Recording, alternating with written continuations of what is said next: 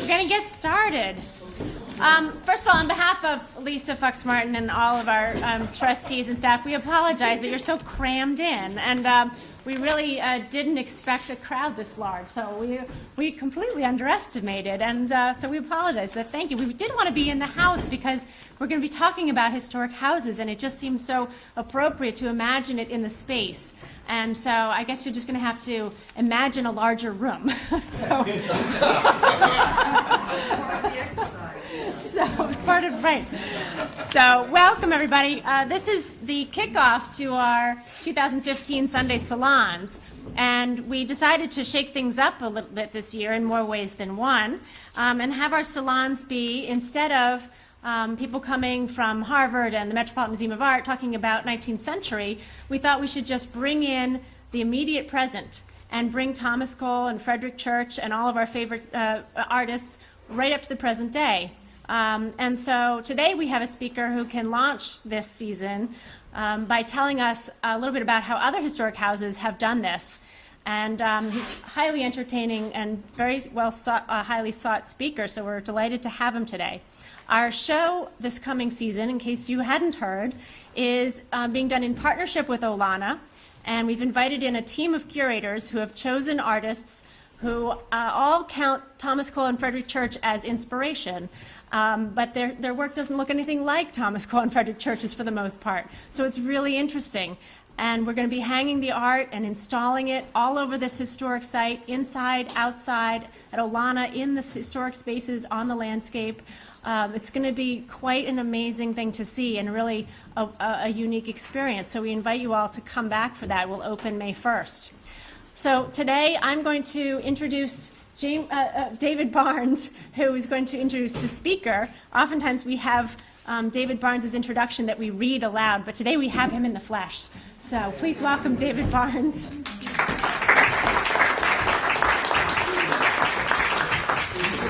Just 1 second. I'll take it when I leave. Welcome. And hello. There's no, I don't need a mic. Okay. Wow. So none of you are football fans, is what this, no Cowboy fans, Packers, you're DVRing it? Okay, fair enough. Well, there we go. Well, thank you, and welcome to this, the beginning of our 11th year of Sunday Salons. Thank you for spending part of your Sunday with us. I always like to ask how many people here today are joining us for the very first time? Wow. Wow. Thank you. Incredible. Well, welcome. We're thrilled to have you with us. Please come back. Bring your friends. As Betsy just mentioned, yes, there will be more room. You won't have to have them on your lap, unless you want to.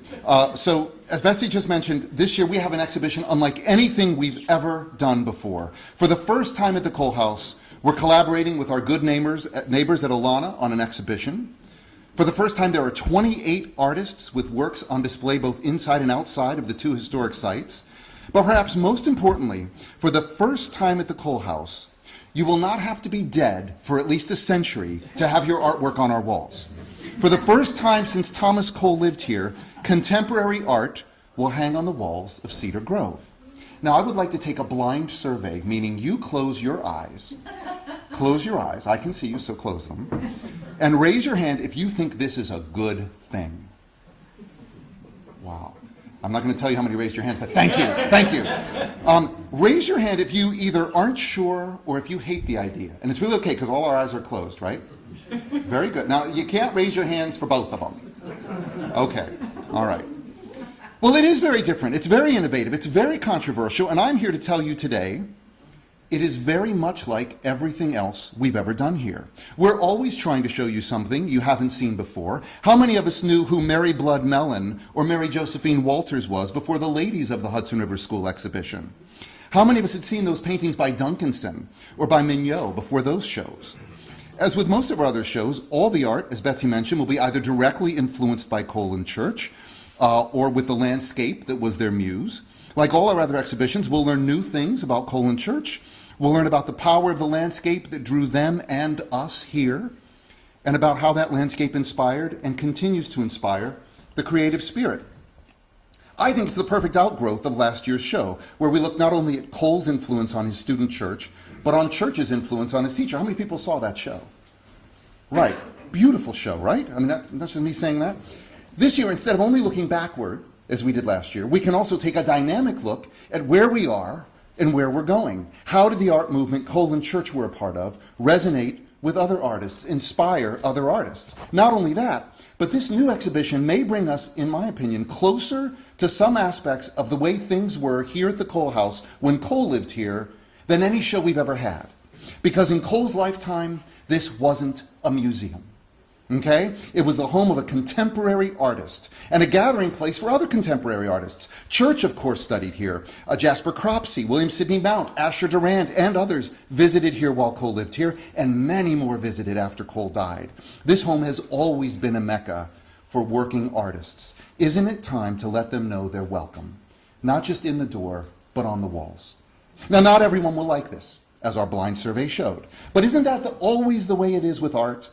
It was certainly true when Thomas Cole lived here. That masterpiece now hanging in the Toledo Museum of Art, The Architect's Dream, hung on these walls when Cole lived here because patron Ithiel Town rejected it. He hated it.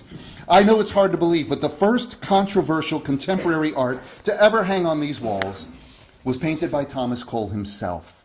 Would we gain insight into Cole's time and our own if cutting-edge, contemporary to us works of art once again hung on the walls of Cedar Grove and Olana?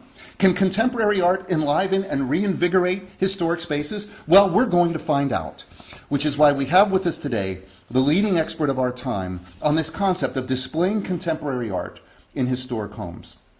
Frank Vagnoni received his undergraduate degree in architecture and anthropology from the University of North Carolina at Charlotte and his Master of Architecture's degree from Columbia University. He's worked as an architectural designer, archaeologist, environmental sculptor, preservationist, and furniture designer. In 1998, he began managing historic preservation organizations, first at Bryn Athyn Cathedral Complex in Pennsylvania, and then at the Philadelphia Society for Preservation of Landmarks, where he began studying innovative ways to produce a sustainable business model for historic homes. In 2009, he took those ideas to his new job as executive director of the Historic House Trust of New York City, where today he's responsible for 23 historic house museums and landscapes with 90 structures overall, including 3 historic societies and collections facilities, a lighthouse, a puppet theater, a cemetery, and 2 working farms, overseeing 90,000 artifacts viewed annually by over 800,000 visitors. I'm not going to be able to sleep tonight. And in doing all this, in the last 5 years, Mr. Vagnoni has won 5 statewide awards of excellence in preservation and programming. So when we listen to Mr. Vagnoni, we are listening to someone who has spent many years thinking deeply about these issues, not only from the perspective of an executive director, but also from the perspective of a student, a teacher, an author, a scholar, an architect, a curator, and an artist. But I don't think Frank would disagree with me when I say that he has explored this issue most deeply and most passionately from your perspective here today, from the perspective of an interested visitor. Now, he realizes that some of what he's proposing will be difficult for some of us, might seem radical, even blasphemous to others. Why else would he call the blog he writes, the talks he gives, and the book he's about to publish The Anarchist's Guide to Historic House Museums? He knows he's throwing out a lot of the old rules here. But please know that he also understands all that we hold dear about these historic places. Indeed, that's what drives Frank Vagnoni. As he said so poignantly in the Boston Globe recently about the historic houses he's dedicated his career to preserving, quote, "I value them, I love them, but they're not going to stick around unless we really do some drastic rethinking." He's here today to share some of that rethinking with us. Would you please welcome to the Thomas Cole House, Frank Vagnoni.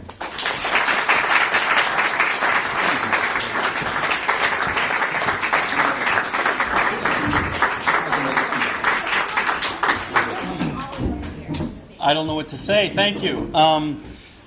I can't see the slides, but I can see it on my computer. So if I get left and right mixed up, you'll understand.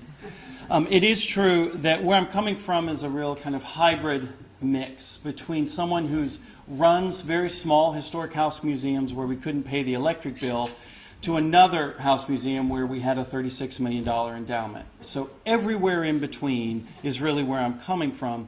And we spoke about this a bit at brunch, that that a good amount of the information that I'm presenting and the research that we've been doing comes from a collective understanding and conversation between international museum professionals and people who just love house museums. So you can hate me, but you can also understand that I'm really just presenting a kind of a state of the situation for house museums. And in particular, I was asked to talk about site-specific contemporary art installations in house museums because what you're looking into, either positively or negatively, whichever hand you raised, at the Thomas Cullen Olana. And one thing that I want to show you is that this is really happening all over the place, and it's not just really small, kind of somewhat insignificant houses. There are major houses of importance who are doing the same thing. So it certainly has a lot of kind of contemporary partners with it. The first thing I'd like to do is just give you a little bit of my background, although you just spoke about it. I am presently Executive Director of the Historic House Trust. We have 23 historic houses in the city of New York. And if you can think about it, New York City and its neighborhoods are just really drastically different. I've got houses that are 50 miles apart, from Tottenville in Staten Island to Bartopel up in the Bronx. And politically, socially, in terms of language, you can just imagine they might as well be in 50 different states. Prior to that, I ran the Bryn Athyn Cathedral and part of the historic district outside of Philadelphia. And then I ran the Philadelphia Society for the Preservation of Landmarks. And those are some of the historic sites that we managed. Now, when you talk about site-specific installations in historic houses, this is kind of the impression that you get, which is, oh my gosh, you know, they're not only going to be touching the paintings, you can take them home, you're going to walk out with one of the Windsor chairs, everything's going to be stolen, we are giving away the store if we do this. And so what I want to do first is step back a bit, and for all of us to understand that, first of all, that even these King Daddies that I have up here that are presently historic house museums, you know, at the top with Mount Vernon and then going through Monticello, and then we have the modernist Villa Savoie, which we're going to kind of revisit in a little while. All of those are house museums, but please understand that they were domestic dwellings first. People lived there. And what's really important about that is the habitation that occurred within the house. And we're going to talk about why that's important in this conversation. And if we're really lucky, and Olana's at the top here, not only were the houses transferred as historic artifacts, but all of the collections, all of the things, the stuff inside of it were also transferred. Now, this is wonderful, but it also produces a kind of liability because you have an extra added worry, which is all of the stuff inside of the house museums. Now, I think fundamentally when we start to talk about contemporary art in historic sites, the thing you have to do is kind of close your eyes and shake your head and understand that most of the houses that we now view as historic sites were actually places of kind of extreme avant-garde contemporary ideology. Most of the house museums, and I'm showing you here just for instance, it's not an unusual thing for a house to have had avant-garde contemporary landscape follies or landscape sculpture placed outside of them. We just look at them now as if they're historic artifacts. But at the time, this might as well have been a contemporary artist, because it was, in the middle of their landscape. And so the message, the kind of larger conceptual issue involved with putting these follies on the landscapes were to kind of impress upon the visitor a new sense of the relationship of man to the landscape. That was a very contemporary notion. And then, of course, I've got a church painting here where even just the landscape itself becomes a contemporary artifact, a contemporary idea. And again, you can look at Olmsted in any of the parks. 100% fabrication, but it's about a kind of conceptualized, romanticized notion about what they are. These are essentially avant-garde contemporary landscapes. Now, it's not just the landscapes that we have to understand, but the very architecture that we now consider historic as a site, in most cases, were avant-garde pieces of architecture. And we've got Falling Water, the Gamble House in Pasadena, the Soane House in London, which is the building section. Just instrumentally, it was about a kind of scientific and new thought about light penetrating into architecture. That building section was one of the most advanced ideas that had come about. We visit that now and we think of it as a historic house, but at the time it might as well have been the Villa Savoye right next to it. It was a machine for living. So even though we look at the Sohn house as a historic property, it really was a machine for living. And then not just looking at the architecture, but we look at the interiors. Most of the interiors of the places we now consider historic house museums were really places of site-specific installations. And I don't know if many of you have been to the Met or MoMA and seen the latest Matisse cutout show, but one of the most fascinating things for me to see was that these were really site-specific in his house. And to see the photographs, and I'm showing you 2 photographs here, they later became kind of prints for his portfolios, but they were essentially murals within the house. The house stood as a site-specific installation. And on the bottom you can see Le Corbusier naked, painting his murals on the house of Eileen Gray, which I'm showing you on the other side with a color photograph. So I push you to question the separation between art as installation and contemporary, because at the time, Corbu's painting this. It is as contemporary as can be. We weren't there seeing him naked doing it, but it's contemporary. You go there now, it's a historic site. So when you start to say, well, it's desecration of a historic site, you really have to kind of step back, because Corbu himself was desecrating a site that was already considered to be historic, because that Gray house was an important modernist house. It was sold. Corbu didn't like Gray, went there, stayed there over a weekend, and painted these murals all over the house. So the very act of him doing that was a subversive act. So when they're restoring that house just recently, what was the conversation? Do we keep the Corbu murals? Because originally the house didn't have them, but now Corbu is so important and his murals are so important, do you keep them? They really haven't decided. I mean, some people said that you should have a roll down so you can cover it up. And anyway, something to think about. The next one is, and again, we have Olana here, but we also have the Stein interior. What I want you to take note of is that interior is full of antique furniture with what we consider to be the most progressive modernist paintings on the walls. And so the video that I'm showing you is really fascinating. I think it's from 1954, and just watch it for a little bit. Thousands of balloons fall from the roof to herald the new year, and the scramble is on.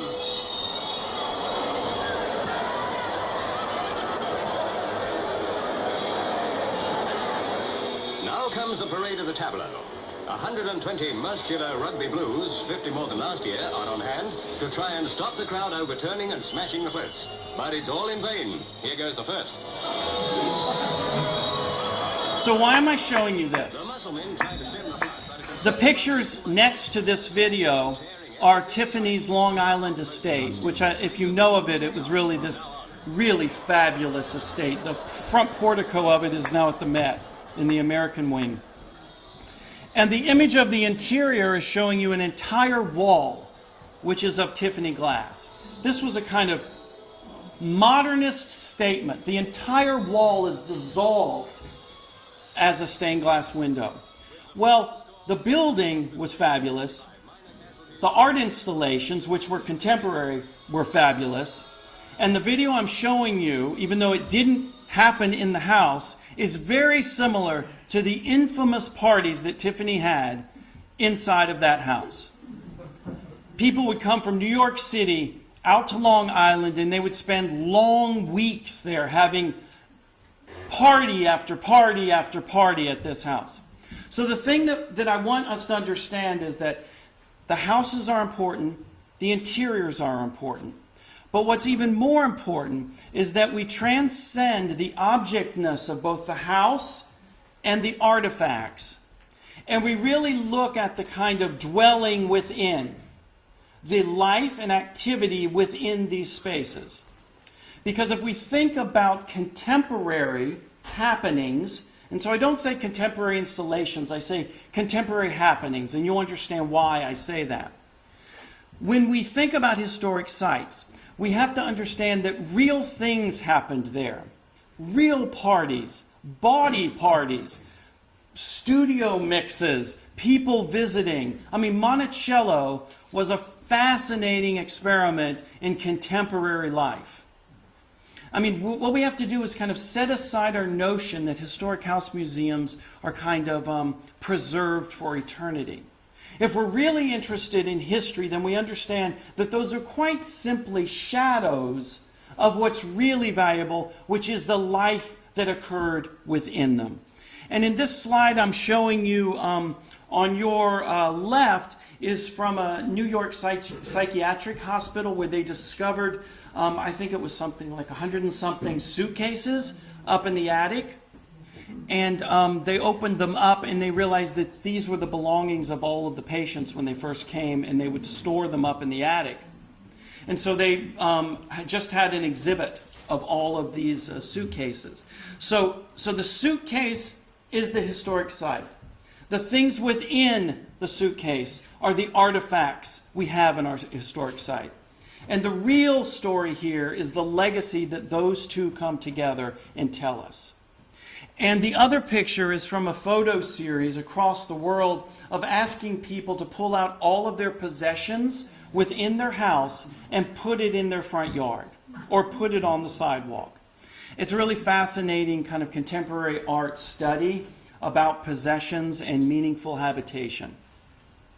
So at this point, what I'd like to do is suggest that when we talk about contemporary art happenings moving into historic sites, that we think about it as a kind of transformative process, not only for the house itself, but for us in viewing it. Ideally, when I show you examples of these contemporary art happenings, the more successful ones are the ones that really do promote a kind of transformation from us, the viewer, and what we think as a standard kind of understanding of that site.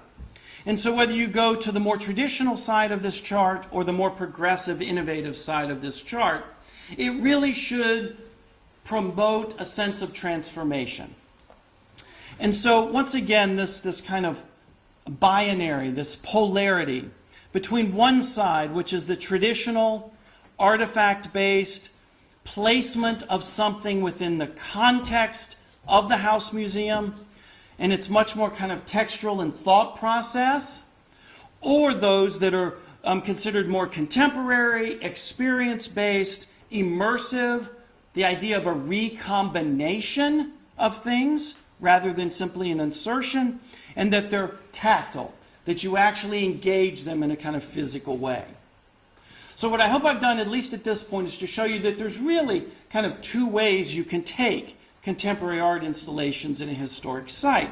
And when I show you these examples, you'll gauge kind of where they are in this binary situation. And we're going to start with, and most of these I've been involved with, that I facilitated either at the Philadelphia Society for the Preservation of Landmarks or at HHT. If they're HHT projects, I have a little HHT symbol next to them. This was in Philadelphia. Now this is probably one of the most kind of delicate contemporary art installations. This was a study of the roles of women in colonial America. And this was at the Samuel Powell House. What's interesting is Samuel Powell was the first mayor of Philadelphia before and after the Revolution, but not many people know about Elizabeth Powell. And Elizabeth Powell was his wife, and who lived next door but George Washington? And Elizabeth Powell is credited, and they have a document, a letter, convincing George Washington to sign on for a second term. George Washington was not going to remain president. So you can clearly see that the role of women in colonial America was somewhat silent. It was behind the scenes, and it was integrated kind of sensitively in the larger kind of patriarchal system of colonial America. And so that's precisely what this artist did.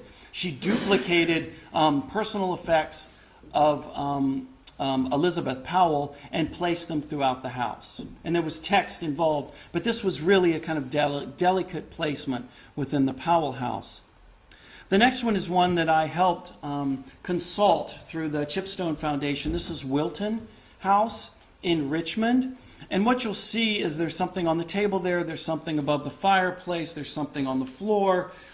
These are very, again, delicately placed artifacts within the context of the pre-existing historic house museum.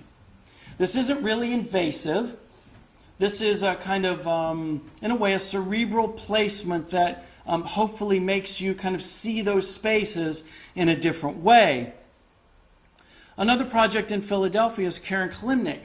And what I'm showing you is a really kind of basic level installation. She replaced traditional paintings in the Powell house with her own artwork. And she also delicately placed small things like this snow, this imitation snow on the window ledges. But you could go in the house and not know that there was an installation going on. And so, believe it or not, we had people come from New York City and D.C. to visit the Powell house. Now, this is a house that had relatively little walk-in visitors. We'll talk a bit about statistics later. So something as kind of simple as this, for some people, it really satisfied that kind of transformative issue that I'm talking about. Now, this is at the Merchant's House in New York City. It's one of the HHT houses. They took off a chandelier and they were restoring it. And so what they did is they commissioned an artist to make a neon chandelier to hang while the other one was getting done. Now this involves a lot of the issues I spoke about yesterday, about involving people in preservation and all of that. And then they just opened up a servants' wing, and they were primarily Irish servants. So there was a contemporary artist who dealt with wool and Irish textiles. And so this is a site-specific piece that talks about the relationship of those Irish servants in the Merchant's House. What you'll start to see is they're slowly starting to get more kind of interactive with the artifacts and with the house itself. And so you can constantly go back to the to Elizabeth Powell's shoes, where it's really just placed in the room. This is the Gamble House in Pasadena. It's actually one of my favorite historic house museums. And it's also one of the ones that I noted at the beginning that I said, where the house itself is a contemporary piece of art. Ted Bosley is on our Anarchist Guide LinkedIn discussion group, and we've become close friends. And because of that discussion group, for the first time ever, Gamble House has done a site-specific art installation, both on the landscape, I'm showing you the front yard, and there were more around the house, and then delicately placed within the house were site-specific art pieces. And this is one photograph just showing you on the beds. And so understand, if anyone thinks that anything you have in any house museum is so important and so delicate that you can't involve contemporary art, you're probably wrong. Because I can't think of a more singularly important building inside and out than the Gamble House, because everything is absolutely a one-of-a-kind piece. And they managed to, with their conservators and collections management people, still integrate contemporary art.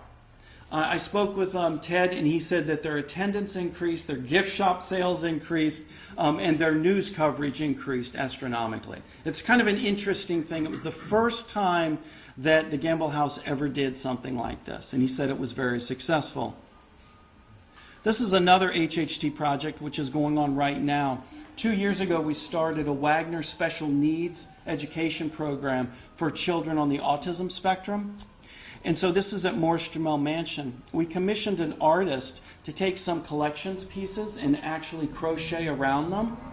So people with autism can come in and they can actually experience the collection pieces in a tactile way.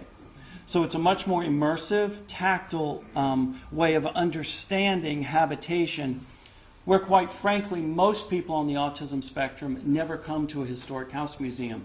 They usually do not feel very welcomed. We're consulting with, as a partner, the Devereaux Foundation, and the Devereaux Foundation told us just that. So what we're trying to do is find these kind of special moments and experiences that will allow this constituency to experience a house museum.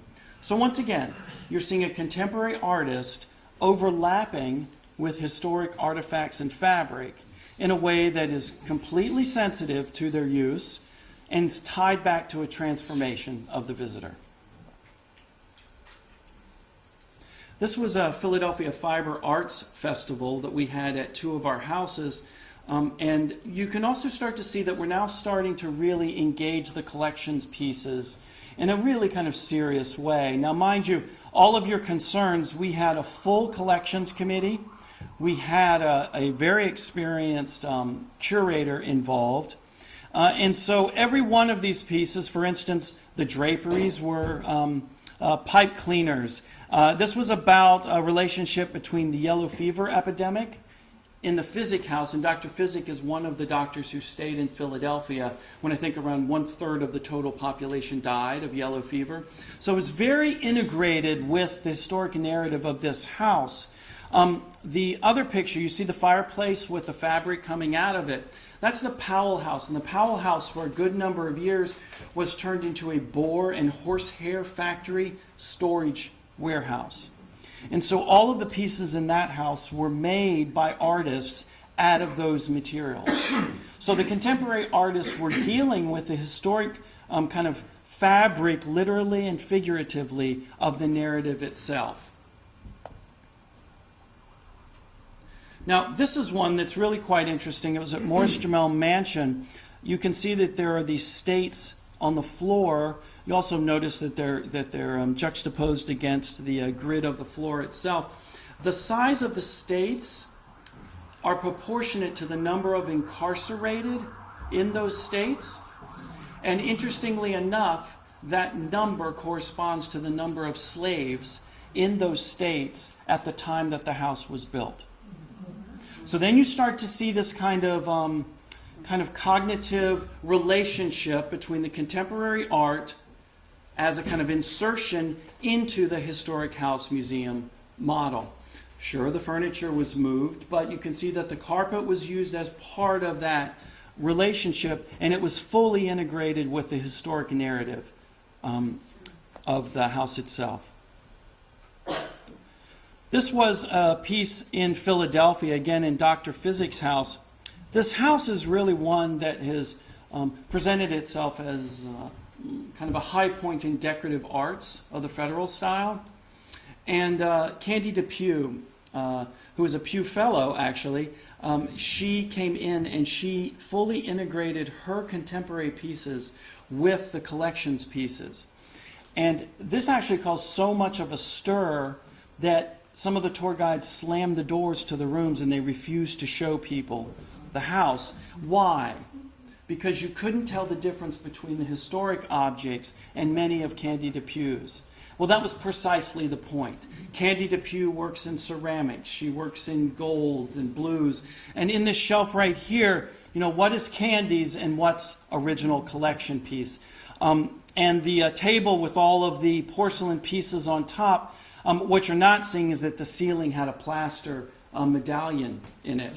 And the impression was that the plaster medallion had fallen. And so what occurs is you see the space in an entirely new way. So you're seeing the contemporary art piece in a complete relationship with the existing historic fabric. I would dare say that you could go through that room and not even notice the ceiling unless this were happening. The next is an interesting kind of fully immersive project, which is the Merchant's House in New Jersey, where they took the narrative and they really produced these kind of scenographic, almost like a Christmas window on Fifth Avenue. That when you're viewing them, that you're viewing these a kind of tableau. And this is one extreme of how to integrate contemporary art into an existing period room. For those of you that saw my talk yesterday, I don't really believe in the roped-off idea for historic house museums. This still kept the roped-off idea, and you still view it as a two-dimensional kind of image. But I wanted to show it to you because it kind of presents this notion of a window, looking into a window.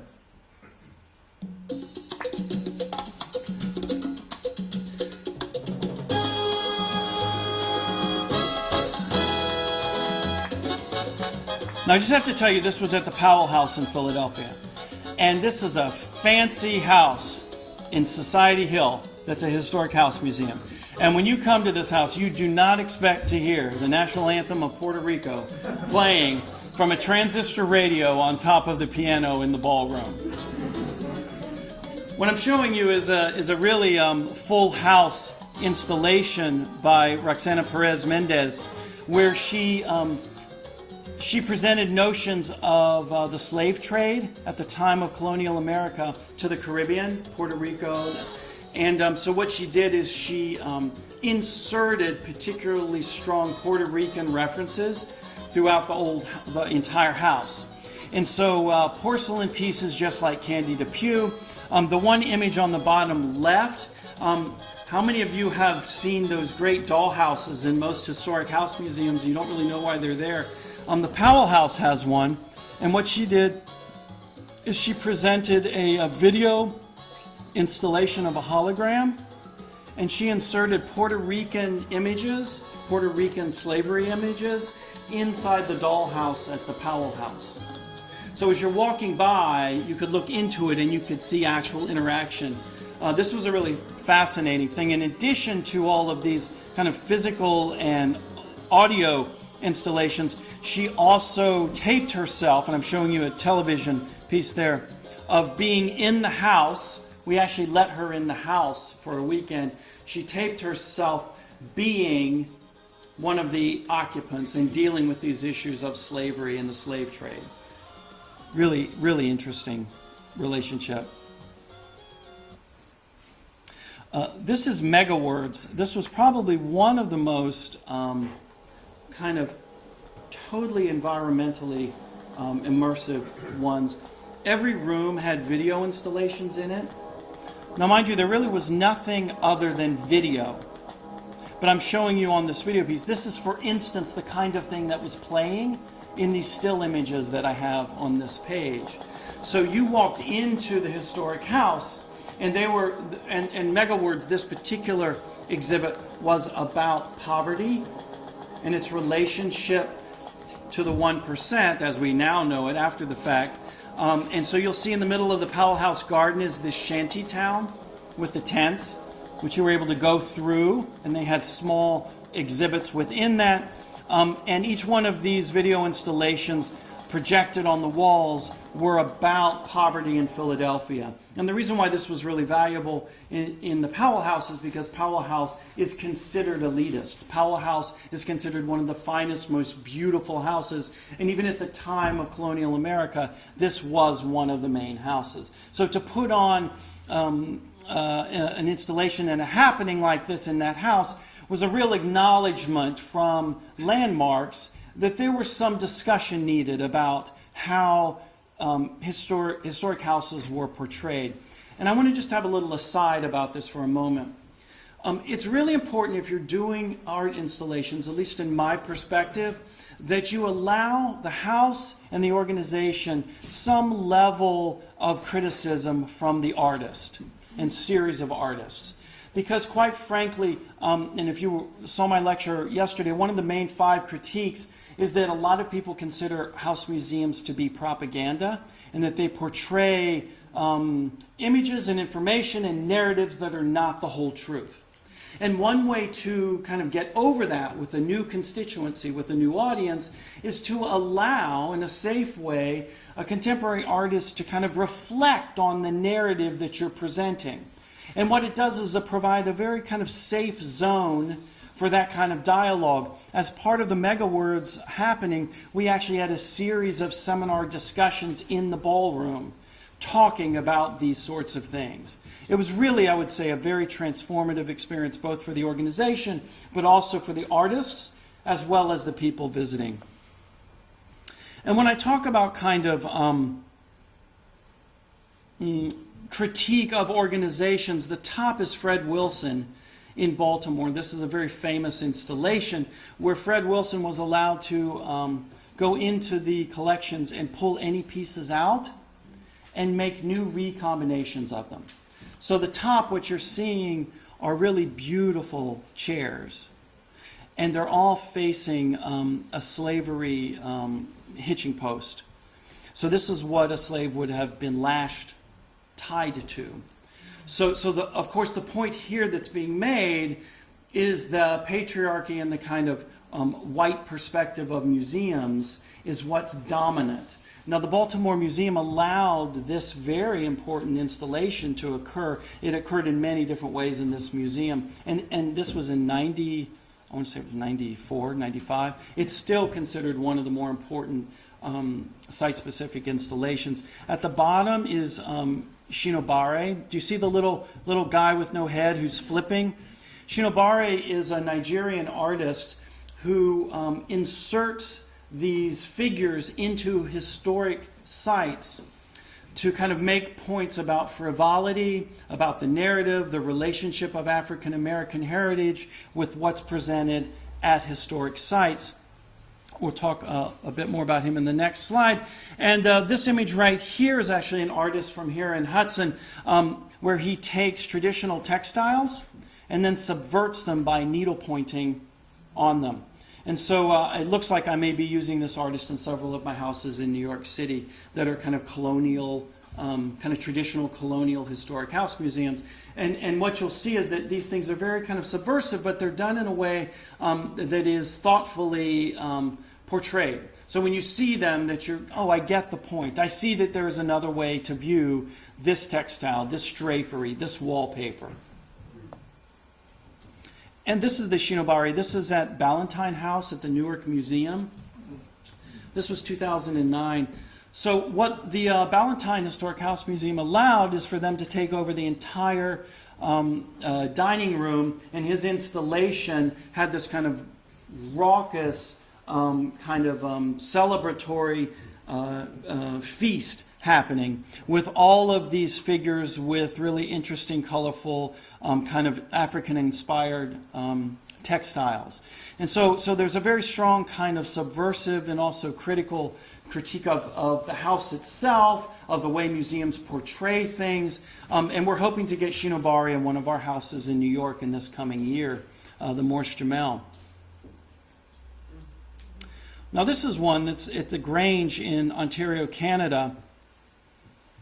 For 2 years, the Grange told the public that while doing restoration work, they found artifacts, kind of archaeological artifacts, and they traced the history, and they found out it was from a servant from the 18-somethings, and they produced this entire history.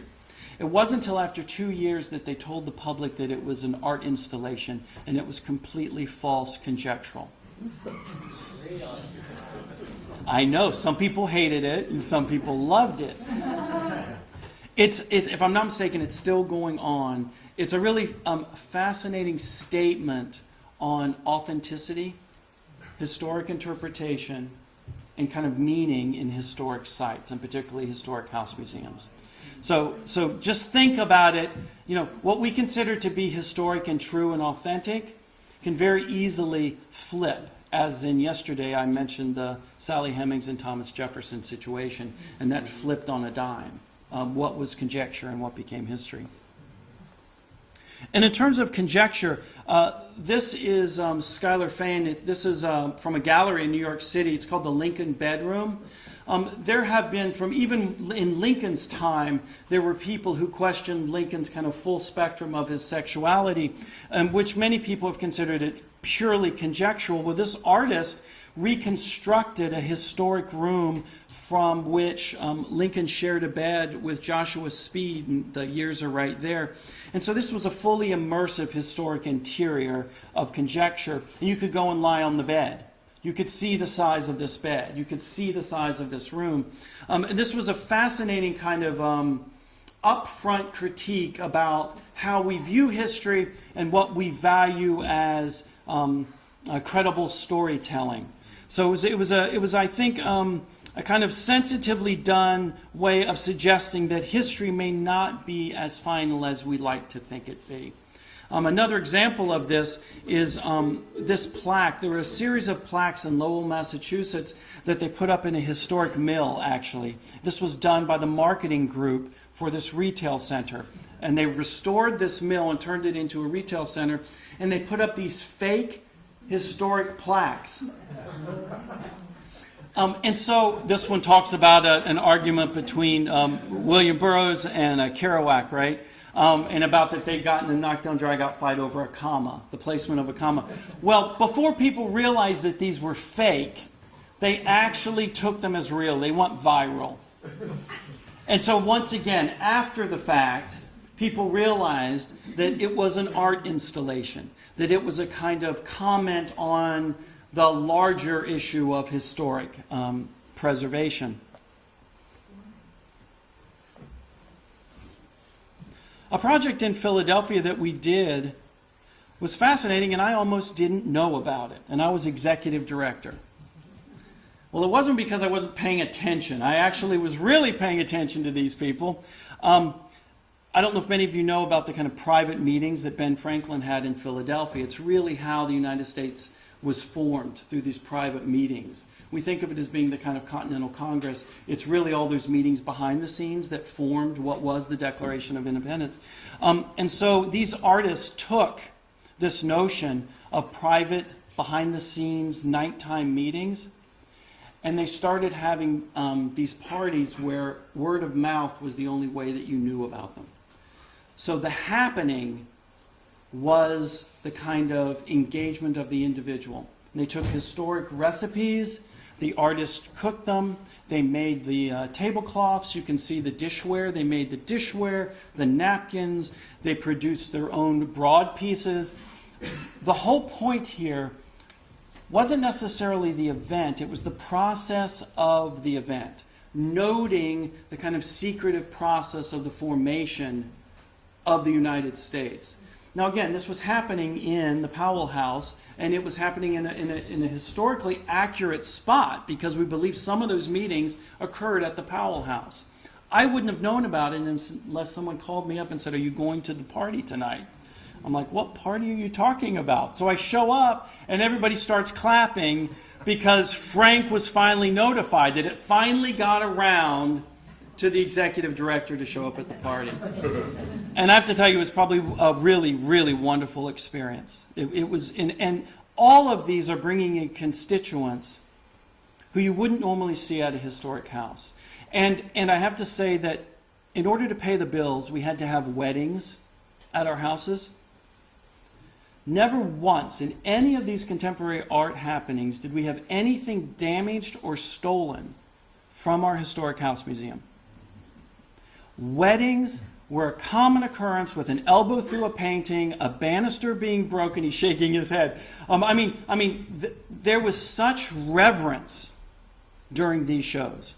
It was amazing because most of these people are not invited into these historic sites. And so it really made a difference to them that we were opening up the kind of narrative to allow for that dialogue, for that conversation. Now, it doesn't just have to be a kind of painting on the wall or a full installation. This was a commissioned, site-specific theater and dance piece, again, in the Powell House. One thing you should take note of is they're not touching the walls, they're not touching the wood. We went through 2 weekends of testing, and I made sure that they wouldn't do that. They're not touching anything. This was kind of noting the ballroom was on the 2nd floor because the 1st floor in Philadelphia was really dirty because they're coming straight off of the streets. And so this was kind of the procession of people going up to the ballroom. And once you got up to the ballroom, there was a video installation that took a picture of you in video and 3 seconds later projected it on the wall behind you. So you were a real person, but you also were a ghost of the real person. And so it really became this ephemeral relationship of the ballroom and the dancers. We had 3 weekends of this, and all of the theater productions were sold out. His lisping voice dressed my name, his age was 79. My heart flooded in my chest, I knew he would be mine. Oh, marry the man to snatch his fortune, marry him for his name. Marry the man for true devotion, maybe it's all the same. All right, who was it?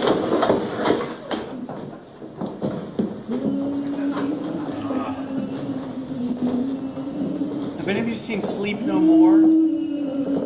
It's a fully immersive theater experience in Chelsea. And this is what it's based on. This is in one of our houses, Morse Jamel Mansion. What is a virgin? Who's a virgin and why? Sex is a matter of survival. So's Pat not having it. Somebody had to break it to her. She's definitely playing. I brought Just wait and see. For every kiss you give me, everyone has a holy. I give you.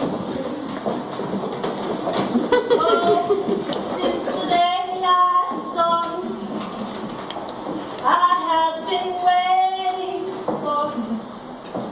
I know I will adore you till eternity. So won't you please be my little baby,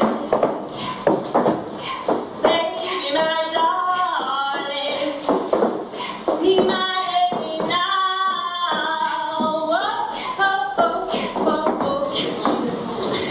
What are you all staring for? The whiskey's over. So this was a fully immersive theater event. As you can tell, we had a contemporary art installation in every room. A lot of the anarchist guide concepts we talked about yesterday, the barriers were taken down. People were allowed to roam freely. The theater people were interspersed throughout the house. And so it was all about the loves of Aaron Burr. And so there were all 8 of these narratives going on at the same time in the house, and you just roamed around.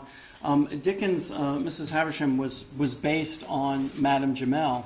And so you notice somebody taking a cookie from a table. We allowed eating and drinking. Everything that happened that night was fully integrated with the true historic narrative of Madame Jamel.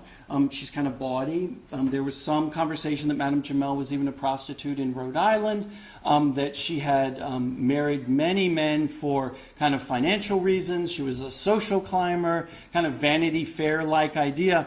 And so when you went there, that's the reason why she's having those conversations. It made perfect sense. What we were doing is just hitting headlong into these conjectural notions that in most house museums you really don't deal with. And we took this opportunity to kind of test those ideas. Again, this was a sold-out event, and you can see the stats on the bottom of the effect that it had in terms of the house museum itself. And the press included New York Times, Vogue, multiple TV coverage. I would say it was a really successful thing with a lot of blog coverage talking about Aaron Burr's life and his relationship to the multiple women. And these were not just mistresses, these were his wives. And one thing that you realize when you went to this theater exhibit is that his wives were really, really intelligent women, just like Mrs. Powell. So they were really the behind the scenes to the man. So you really learned something when you came out of that event. We also commissioned avant-garde film. One of the books in the library was the Dividing Line, and so this was a avant-garde film about it. As part of our anarchist guide projects, we asked students to produce kind of contemporary ideas of art installations. The black and white to the side is actually a closet in a house museum that was used as storage. And when the student was investigating the house museum, they found out that it's where the slaves slept. And so we asked them to remove all of the storage items, and he was a dancer. And so he choreographed a dance specifically for that room, and then they filmed it. And so that piece lives on through film.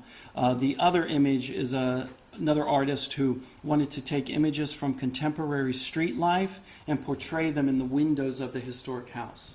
So they really wanted to kind of show what was happening today with the historic fabric, rather than pretend and make believe that you're back in the 1850s. And then same thing here, we had two artists who were interested in overlapping their present lives with the lives of the occupants of the historic house. And these art installations live on as film. And so this is one thing that I was talking about, that it's a really interesting kind of art happening to have a competition about film production, which doesn't really affect the house itself, but it really starts to involve a dialogue and critique about things. And this one is really, just watch this.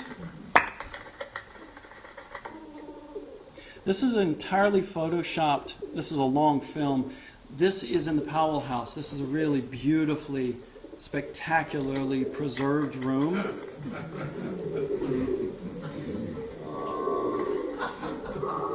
And so imagine Olana, in the main hall, and an artist is commissioned. What they were interested in is the Powell House became, as I told you, a warehouse for a good number of years. And the artist was interested in kind of conveying the notion that if we didn't take care of the Powell House, where it might end up in 50 years. And so you can see how this is a kind of documentation of a love of a place in a way that is really viscerally transformative, because, everybody saw this and they freaked out. With the pigeon poop on the floor, it's just too much.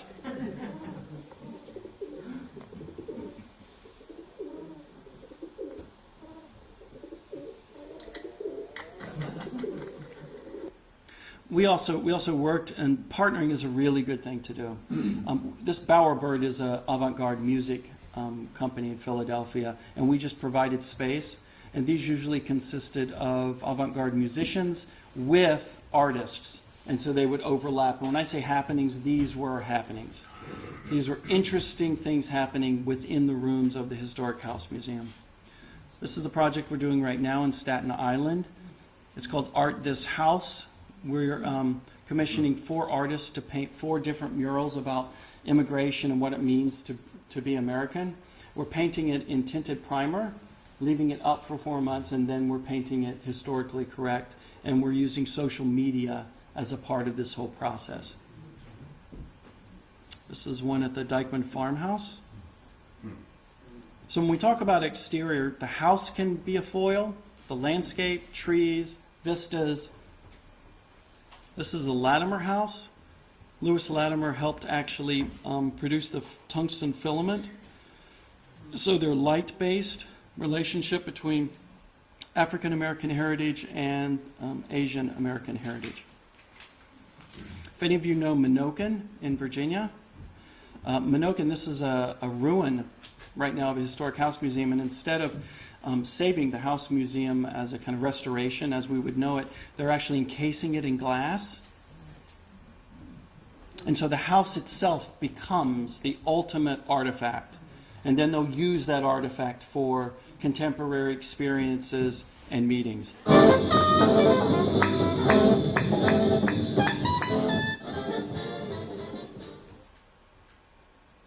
Open House is a unique event space. It is a collaboration with the people of York, Alabama, to transform a blighted property in York's downtown into a new public art project that has the shape of a house but can physically transform into a 100-seat open-air theater free for the public. Isn't that amazing? That's really amazing. Talk about community engagement, right? You destroy the house to engage the community. Of course, this is an extreme case, and then the other is in Detroit, where artists are transforming houses that are to be demolished into site-specific art installations and happenings, and then the demolition of the house becomes the ultimate kind of art happening. In one of our houses, we're partnering with a group called Writing on It All that combines writers, poets, and they come into a house and they actually on the house walls write poetry and text about a topic that's related to the house.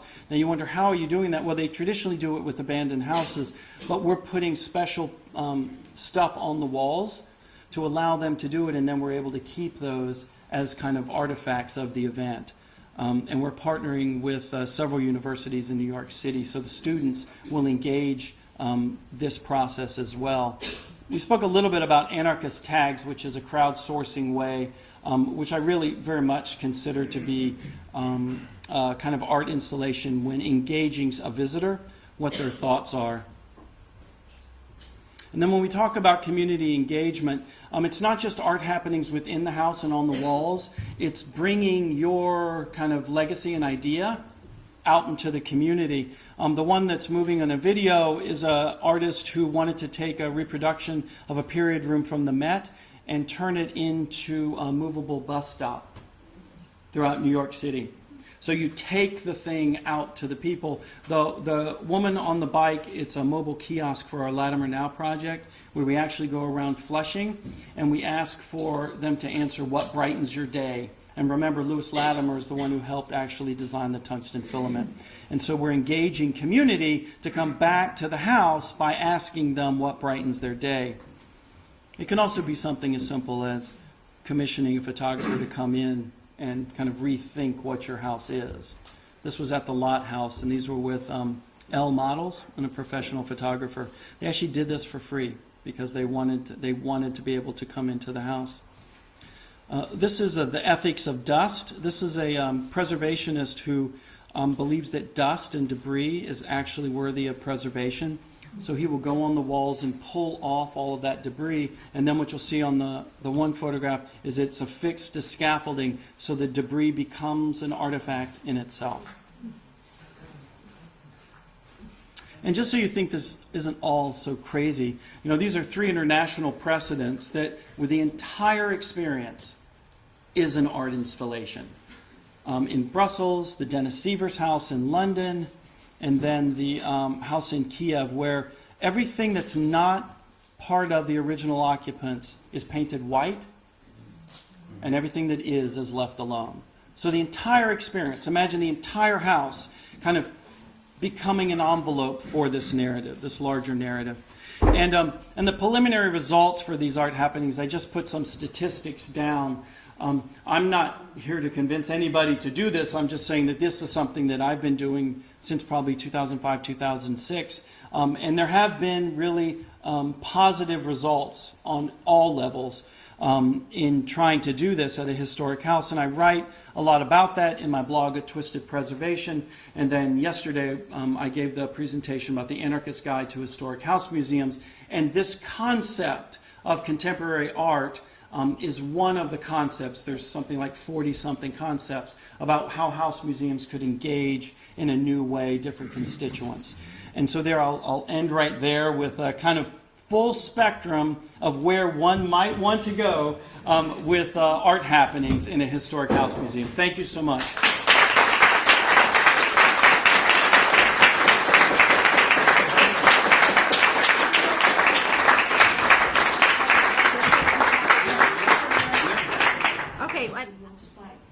What's the long-term effect of these number one? Long-term effects on the house itself. Yes, does it, in other words, people may come, but then after the event is finished, do they ever go back? Right. I would say that we had lots of repeat visitors in Philadelphia, and we had lots of new visitors. I do have something called the bait and switch, which is you can have these really interesting one-off events, but if your house, when you go for a regular tour, doesn't have the same kind of openness and welcoming that the event does, that you shouldn't put on the event. So you really do need to think about it holistically, and that's kind of what we talked about yesterday, thinking about changes holistically. In terms of the effect on the house, the wear and tear and things like that, as I mentioned, we actually found that these events, and we were very hyper-diligent about them, we were concerned that it was going to damage things. And we never had a single thing damaged or stolen, and it always occurred with weddings and things like that. So in my experience, now others may have different different ideas. But in my experience, the people who came to these things were extremely comfortable in a historic setting. But that wasn't my question. Oh, well, My question was, what is the long-term effect on attendance? Because underlying on attendance. the crisis with historic house attendance is the decline in knowledge of history, the decline in interest in the decorative arts, and knowledge of the history of the Right. decorative arts. So, I'm not sure, I think these are all fascinating, but I'm not sure, I want to know how it affects the underlying mission of teaching the history that those houses right. represent, and also what their contents represent, since the schools do nothing. Right. Well, this, of course, is one of the primary kind of controversies about doing anything in a historic house museum. And a lot of people say, well, part of the problem is that history is no longer taught. It's not part of the core curriculum any longer at certain grades. I didn't go into the full explanation, but I have to tell you that the people who came to these events got more history out of those events than if they never attended and walked through the house ever. And most of these people would have never come through our historic house museum. So surely I hear what you're saying. I mean, I'm right there with you. And that's one of the reasons why we've always been really conscious of text boxes, flyers, making sure, for instance, that immersive theater experience with Eliza Jumel was based in historic documentation, but I also feel very comfortable with conjectural parts to it, just allowing a more full sense of what history is. So my answer is that the long term is good. It actually engages audiences that would never have come to begin with, and they did come back for multiple events. Now, if you're asking how many of them became members, that question no longer is valid, and let me explain why. Because I think maybe my generation may be the last one, but generations younger than me do not find membership to an organization as something that they want to do. You won't find a Generation X or a Generation Y or even a later baby boomer becoming a member of an organization the way we did with the Greatest Generation. It's entirely changed. And so we have to rethink the metric on how we find something successful. Because they may contribute, but they may not become members. Lots of historic organizations and house museums are considering doing away with membership because the amount of kind of labor and staff time to keep it up and all the benefits and the loot you get from being a member, it's just taking such a toll on the house museum. So the question, I think, may have been valid 30 years ago. The question right now is not about membership. The question is engagement. And eventually, as those people can contribute, I'm finding that they are more greatly engaged, and it will result in contributions. And as an aside, it absolutely has resulted in greater contributions from funders and from large family contributors. They want to see this kind of engagement. They want to see new audiences. What they don't want to see are the same people coming to the site, because that doesn't show a longevity. So that's not necessarily the answer you wanted to hear from me. It's just, in my mind, there's many more layers to this kind of success ratio of contemporary art. Does that at least address your question? I want to make sure that I got what you were asking. Okay, thank you so much. Yeah.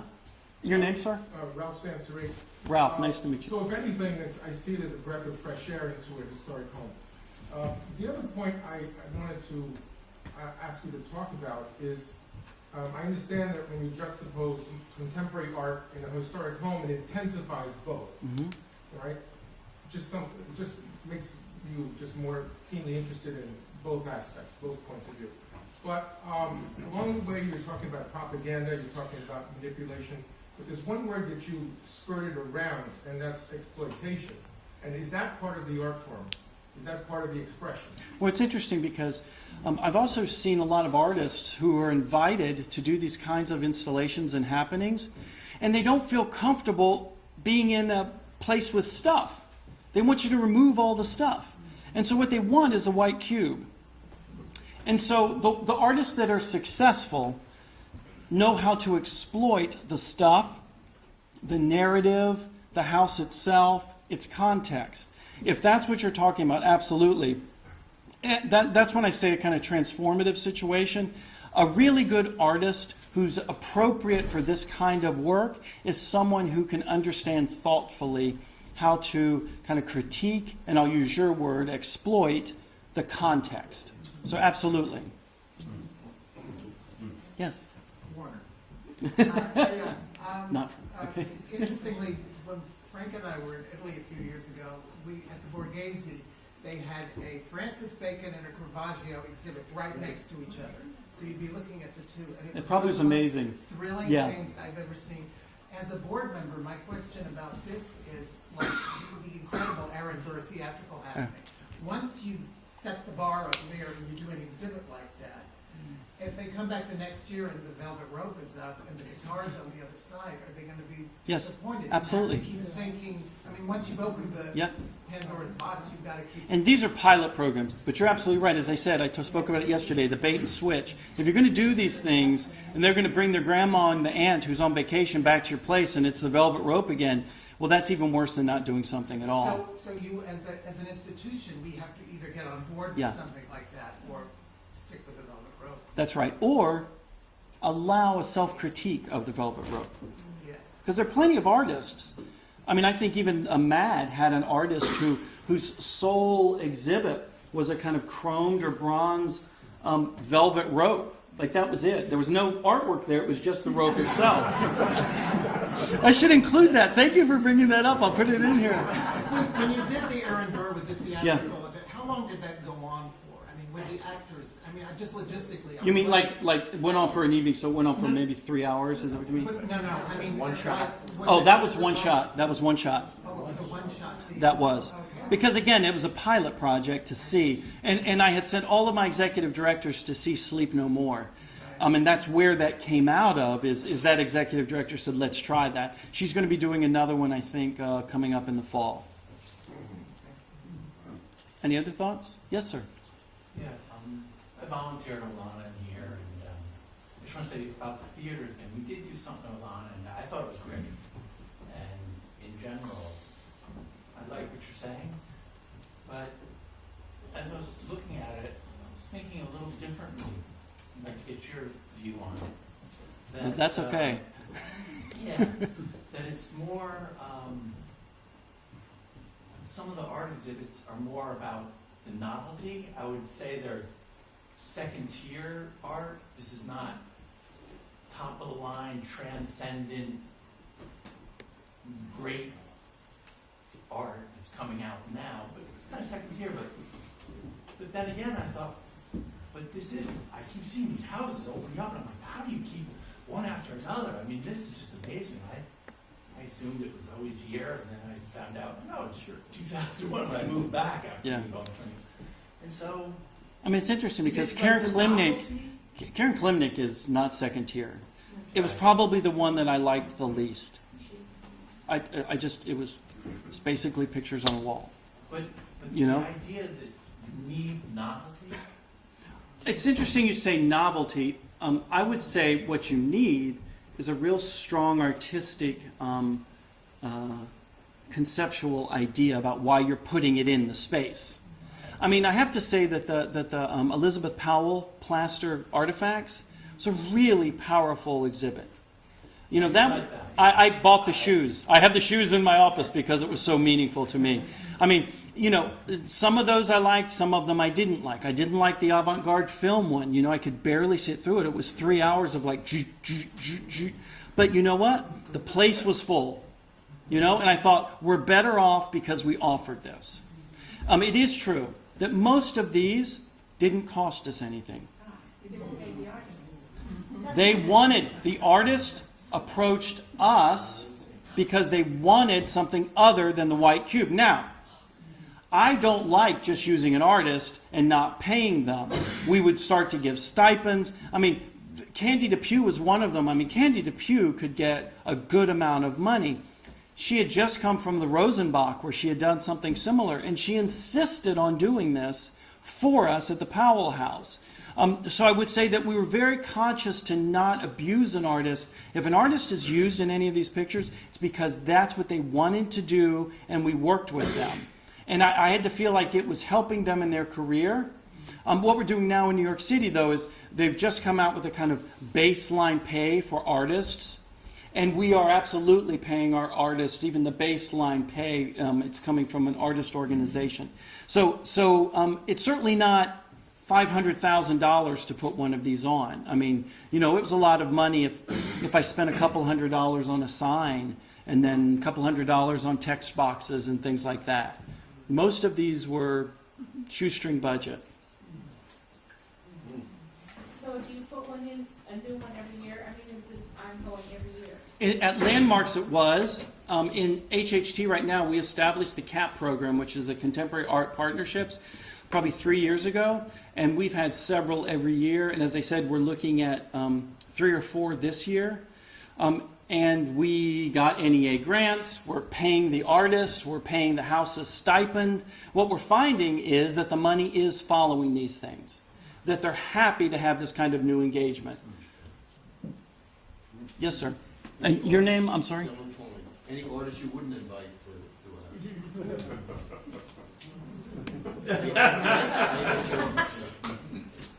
No, the answer is no. I would say that I would need an artist.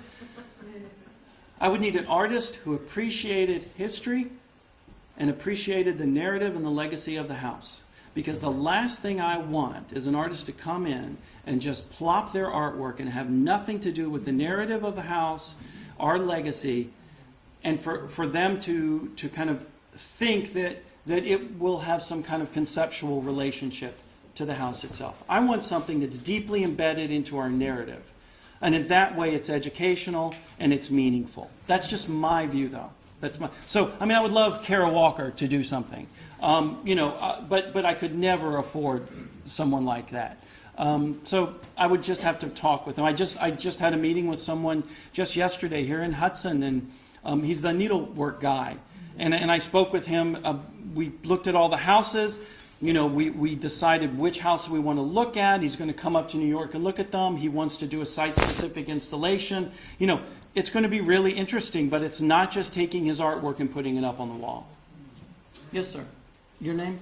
Chris. Hey, Chris. I wonder now, you just raised that point, and it goes to what this gentleman was saying, I think, about longevity. Mm-hmm. I wonder if perhaps demanding historical significance all the time might limit you somewhat. To my mind, what I'm capturing here is events in historical houses. In my experience, it hasn't been hard. I mean, we all know that just take the Cole House. I mean, it's not really hard to figure out historic narratives that are valuable, and you can abstract them. I mean, I was talking to... Well, I went to one the other week at a place called Spillians outside of Fleischmann's. Mm-hmm. It's a lovely old house with Yeah. turrets and things. And I mean, it was a choir performing Christmas songs, basically. Not necessarily historical significance, but boy, did they get a crowd in there. That's different. That's a program. You understand that I'm not talking about that. I'm talking about a kind of conscious effort for contemporary art happenings. I certainly think that that's a great event and all kinds of other events. We're separating ourselves from that kind of event. So I'm not saying they have to be historic. They can only sing from the period of the house. I'm not saying that. Yeah. I would say the stuff we want to do is kind of uniquely different than that. And that's okay to have both. Anyone else? Yes. My name is Magdalena. Hi, Magdalena. Hi. The exhibit of the suitcases from the Science Yeah. Fiction House, was that from Poughkeepsie?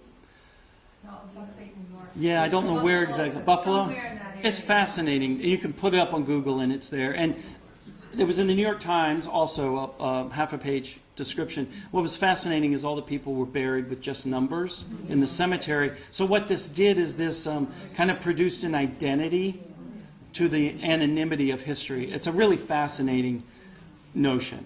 you know. Those artifacts were preserved by Craig Williams, one of the curators at the New York State Museum.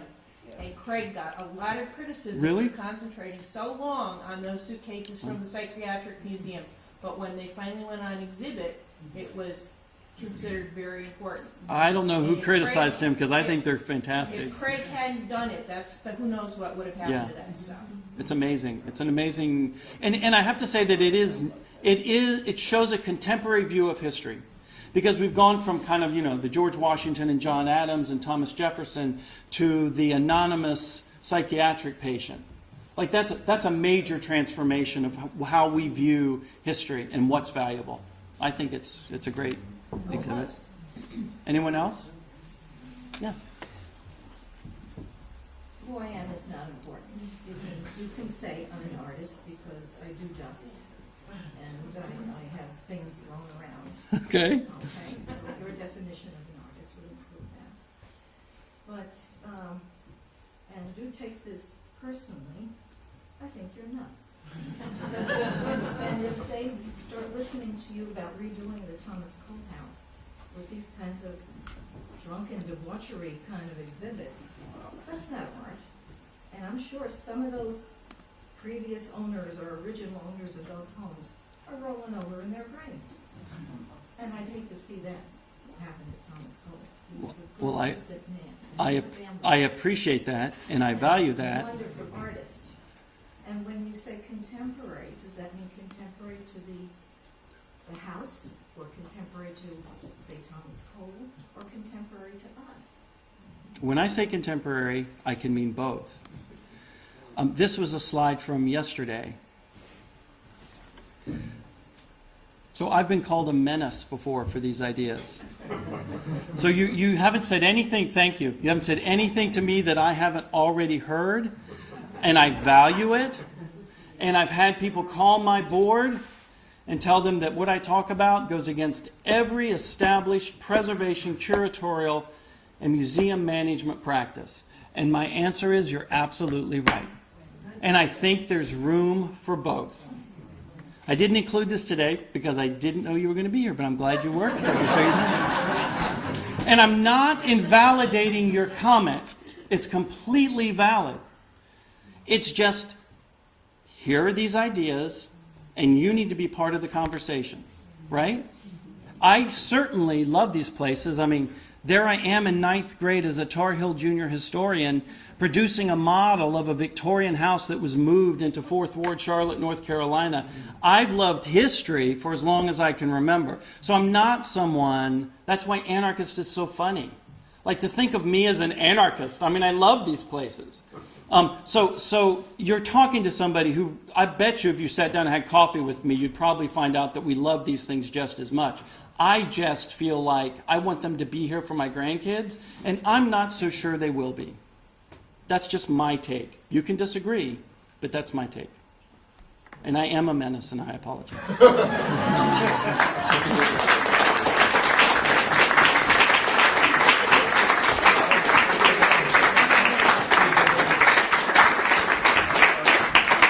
The views expressed here today are not necessarily those of the Thomas Cole.